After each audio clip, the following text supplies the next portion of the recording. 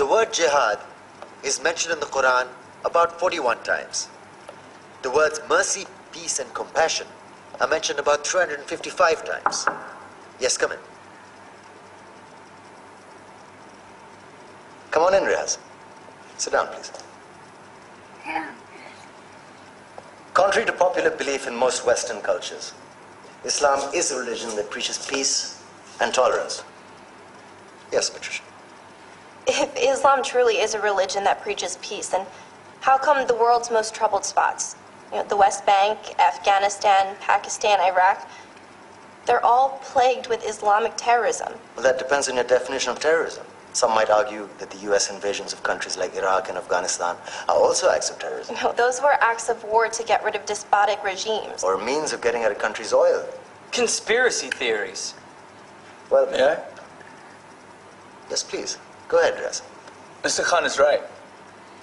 I mean, if we're talking about terrorists, the world's biggest terrorists are the white superpowers. Come on now. No, really, stop and think about it. Explain 9/11. Okay. Do you know how many people died in the Twin Towers strike?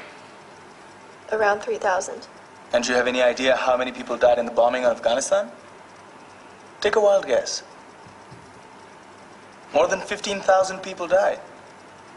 And that's just conservative figures. About 50,000 tons of explosives were dropped on innocent civilians.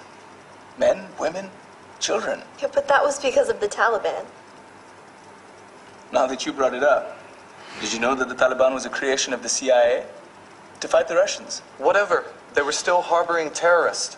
Yeah, right. Terrorists that were never found. Just like the weapons of mass destruction that were never found in Iraq. Do you want to get into the death toll in Iraq? 500,000 civilians and counting. And what do Britain and America say when they don't find these weapons? It's simple. They just say sorry.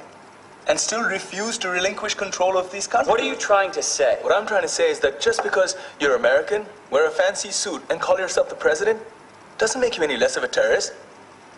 I'm saying that if you don't stop meddling in other people's countries, you will face a backlash. If Muslims like you feel that way, then why don't you get out of our country? We will. As soon as you promise to leave ours.